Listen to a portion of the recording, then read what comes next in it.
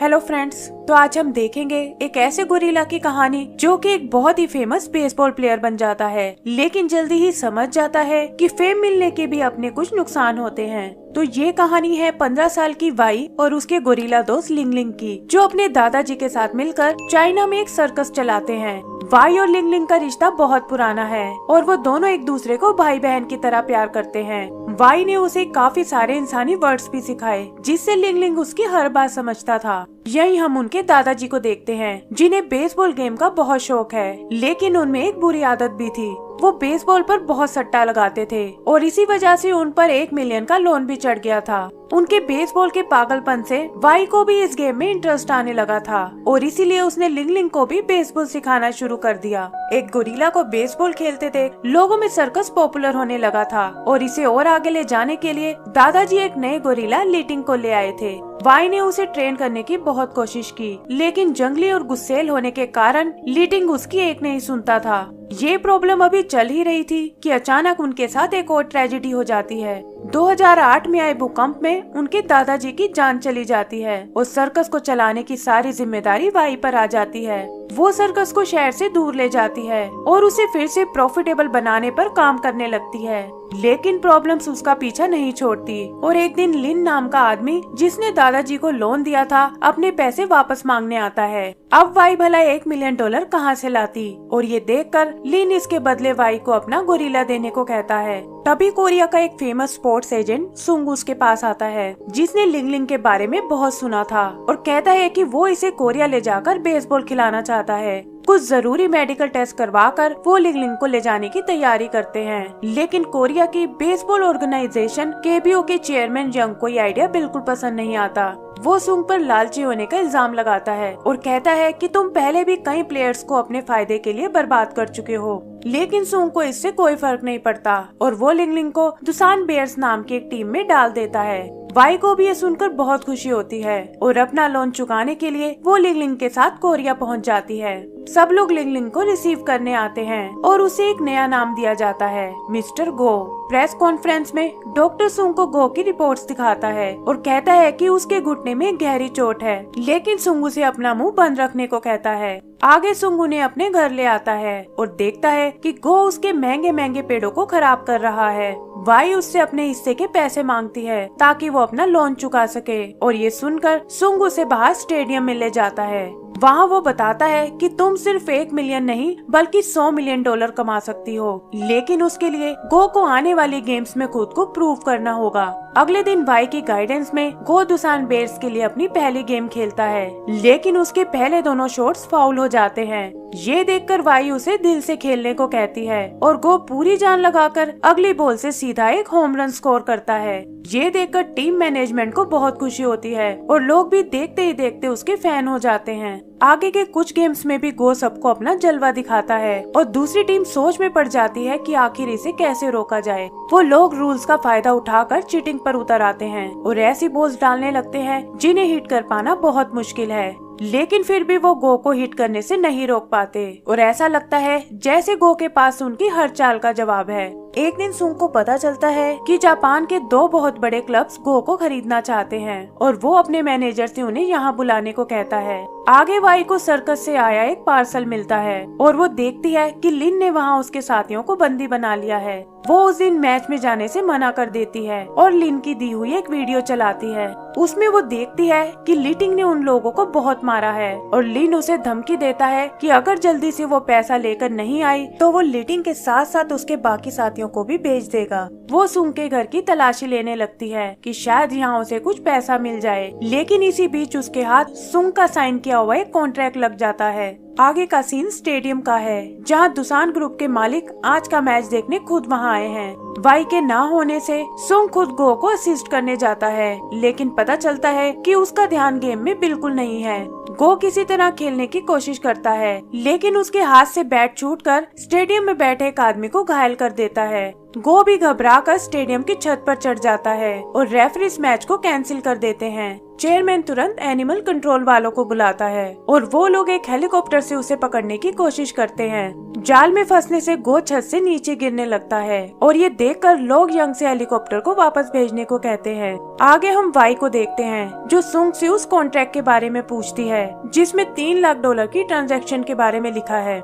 सुंग उसे समझाता है कि ये पैसे सीजन खत्म होने के बाद ही उसे मिल सकते हैं, लेकिन गो की हरकतों के बाद उसे ये मुश्किल लग रहा है। आगे वो न्यूज में देखते हैं कि कुछ लोग गो के दोबारा खेलने के अगेंस्ट हैं, लेकिन केबी उन्हें यकीन दिलाती है कि ऐसा इंसिडेंट दोबारा नहीं होगा। वाई ये सब देखकर नाराज हो जाती है और गो को खुद से दूर रहने को कहती है। सुंग को गो पर तरस आ जाता है और वो उसे समझाता है कि एडवर्टाइजमेंट और शो के जरिए वो लोग उसकी रेपुटेशन को सुधार सकते हैं। उधर सर्कस में हम लिन को देखते हैं जो टीवी पर गो से रिलेटेड एक न्यूज देख रहा है। तभी टीवी पर एक बेसबॉल आकर लगती है और पता चलता है कि गो को देखकर लिटिन एग्रेसिव हो रहा है। लिन को ये देखकर एक आइडिया आता है और वो लिटिन से दोस्ती करने की कोशिश करता है। उसे लगता है कि गो की तरह लिटिन भी ये गेम खेल सकता है और वो उसे बेसबॉल थ्रो करने की ट्रेनिंग देने लगता है। इधर सुंग वाई और गो को एक फैमिली शो में ले जाता है ताकि लोगों को दिखा सके कि वो खतरनाक नहीं है और उसकी पॉपुलैरिटी एक बार फिर से बढ़ने लगती है। साथ ही गो अपनी गेम को भी इम्प्रूव करता है जिससे उसकी टीम काफी सारे मैच जीत जाती है, लेकिन इसका असर उसकी सेहत पर पड़ने लगता है। एक दिन सुंग का मैनेजर उसे बताता है कि जापान के क्लब ओनर्स उससे मिलने यहाँ आ रहे हैं और पैसों के लालच में चेयरमैन यंग भी अब हमारी तरफ हो गया है। सुंग पहले चुनिची क्लब के मालिक ईटो से मिलता है जो उन्हें $45 मिलियन का ऑफर देता है, लेकिन सुंग उन्हें पटाकर ऑफर को 100 मिलियन पर ले आता है। वाई भी ये सुनकर बहुत खुश होती है और तभी वो देखती है कि गो लड़खड़ाकर गिर गया है। वो तुरंत उसे डॉक्टर के पास ले जाते हैं जो बताता है कि गो के घुटने की चोट अब बहुत बढ़ चुकी है और उसे जल्दी से एक ऑपरेशन की जरूरत है। सुंग उससे कोई और तरीका निकालने को कहता है क्योंकि गो का सीरीज के फाइनल में खेलना बहुत जरूरी है और वो गो को अगले 2 मैचों में रेस्ट देने का फैसला करते हैं। यही एक सीन में हम लिन को देखते हैं जो दूसरी टीम एनसी की मैनेजर को अपना एक प्रपोजल देने आता है और सुन भी टीवी पर देखता है कि जापान के योमेरी क्लब का मैनेजर डाइची कोरिया पहुंचा है। डाइची उन्हें ईटो के ऑफर का दुगना देने को कहता है, लेकिन उसकी शर्त है कि पहले वो गो का एक मेडिकल चेकअप कराएगा। ये सुनकर सुन परेशान हो जाता है और यहाँ वाई भी उस पर गो की चोट छुपाने के लिए बहुत नाराज होती है। तभी वो देखते हैं कि लिन लिटिंग को भी कोरिया ले आया है जहाँ वो एनसी के लिए मैचेस खेलेगा और वाई को ये बिल्कुल ठीक नहीं लगता। सुंग वापस ईटो के पास जाता है क्योंकि उसकी ऑफर में किसी मेडिकल चेकअप की शर्त नहीं है और उसे जल्दी से कॉन्ट्रैक्ट साइन करने को कहता है। तभी ईटो की नजर लिटिंग पर पड़ती है जो बहुत तेज पिच कर रहा है और वो सुन से कॉन्ट्रैक्ट को होल्ड करने को कहता है। इधर गो के बिना दुसान की टीम मैचेस हारने लगती है और ये देखकर फैंस और मैनेजमेंट का गुस्सा बढ़ जाता है। टीम मैनेजर सुंग से गो के बारे में पूछता है और कहता है कि अगर वो फाइनल मैच में वापस नहीं आया तो मैं तुम्हें फ्रॉड के जुर्म में अंदर करा दूंगा। सुंग और वाई डॉक्टर के पास जाते हैं जो उन्हें कुछ पेन किलर्स देता है और कहता है कि इससे गो किसी तरह फाइनल मैच खेल सकता है। वो उसे पेन किलर्स देकर ड्रेसिंग रूम में रेस्ट करने को कहते हैं और सुंग वाई को यकीन दिलाता है कि जल्दी ही सब ठीक हो जाएगा। फाइनल मैच में भी दुसान टीम की हालत बहुत खराब हो जाती है और सबको लगता है कि काश इस वक्त गो यहाँ होता। इधर सुंग देखता है कि ईटो लिटिंग को खरीदने वाला है और उसके बहुत समझाने पर भी ईटो उसकी डील कैंसिल कर देता है।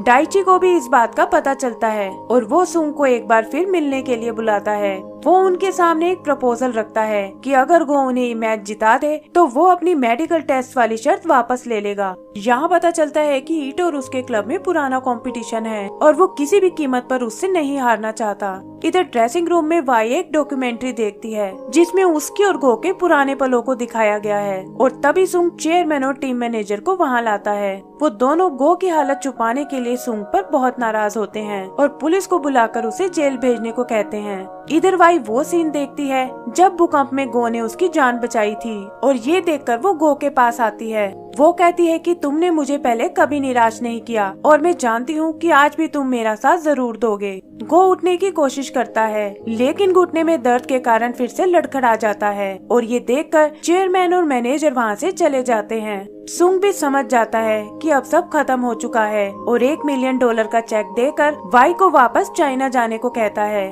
वो कहता है कि इन पैसों से तुम अपना लोन चुका सकती हो और मैं एक दिन तुमसे मिलने वहाँ जरूर आऊंगा। वाई ये सुनकर रोने लगती है और तभी वो देखते हैं कि गो अपने पैरों पर खड़ा हो गया है। स्टेडियम में लोगों को गो के आने की न्यूज मिलती है और ये देखकर फैंस के साथ साथ डाइची में भी नया जोश आ जाता है। ईटो और एनसी टीम के लोग थोड़ा परेशान हो जाते हैं और उनका कोच अपने प्लेयर्स को फील्डिंग फैलाने को बोलता है। वाई गो को पोजीशन लेने को बोलती है और गो भी लीटिंग को फेस करने के लिए तैयार हो जाता है।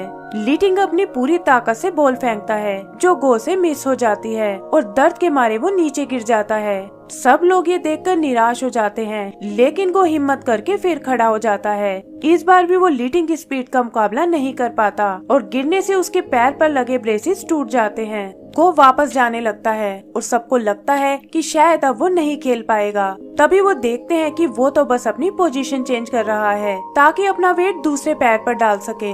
सब उसकी समझदारी को देखकर बहुत हैरान होते हैं लेकिन सोचते हैं कि अब वो वाई के इशारों को कैसे देख पाएगा जो उसके ठीक पीछे खड़ी है। वाई भी अपना चाबुक नीचे फेंक देती है क्योंकि उसे यकीन है कि गो अपने डिसीजन खुद ले सकता है। लीटिंग पूरी तेजी से अपनी आखिरी बॉल फेंकता है और गो ऐसा शॉट लगाता है जिससे बैट और बॉल दोनों टुकड़े टुकड़े हो जाते हैं। सब सोचते हैं कि अब मैच का फैसला कैसे होगा और तब प्रेजेंटर बताते हैं कि सामने वाली टीम को बॉल को दोबारा से जोड़ना होगा। ये सुनकर सुंग अपनी टीम को भागने को बोलता है और वाई भी गो को भागने को कहती है। एनसी की पूरी टीम उन टुकड़ों को ढूंढकर जोड़ने लगती है और उनका प्लेयर और गो एक साथ बेस की ओर जंप लगाते हैं। एनसी को लगता है कि शायद उन्होंने गो को आउट कर दिया है लेकिन तभी रेफरी की नजर बॉल के एक टुकड़े पर पड़ती है और वो दुसान को विनर घोषित कर देता है। ये देखकर सब बहुत खुश होते हैं लेकिन लीटिंग गुस्से में गो पर हमला कर देता है। वाई चाबुक से उसे रोकने की कोशिश करती है लेकिन लीटिंग उसके काबू में नहीं आता। वो एक बार फिर वाई की ओर जाता है लेकिन सुंग एक गोल्फ कार्ट में बिठाकर उसे ले जाता है। लीटिंग कार्ट को पलट देता है और इससे पहले कि वाई को कोई नुकसान पहुंचे गो वहां आकर उसे बचा लेता है। वाई उसे लीटिंग को जान से मारने से रोक लेती है और कहती है कि ये सब उसी की गलती है। ईटो और डाइची अपने कॉन्ट्रैक्ट्स कैंसिल कर देते हैं और चेयरमैन सुंग को अरेस्ट करने को कहता है। इधर न्यूज में दिखाते हैं कि लिन को गैर कानूनी लोन्स देने के लिए अरेस्ट कर लिया गया है और डॉक्टर्स ने गो का ऑपरेशन करके उसे बिल्कुल ठीक कर दिया है। आगे का सीन 4 महीने बाद का है जहां मैनेजमेंट के कहने पर सुंग को रिहा कर दिया गया है लेकिन लाइसेंस कैंसिल होने से वो फिर कभी स्पोर्ट्स एजेंट नहीं बन पाएगा। उधर वाई भी गो के साथ अपने सर्कस में वापस आ गई है और तभी वो देखते हैं कि वादे के मुताबिक सुंग उनसे मिलने आया है। एंड सीन में हम लीटिंग को देखते हैं जो कोरिया के एक जू में कैद है और इसी के साथ हमारी मूवी खत्म हो जाती है। तो दोस्तों अगर आपको ये मूवी पसंद आई हो तो प्लीज हमें लाइक एंड सब्सक्राइब करना ना भूलें। Thank you.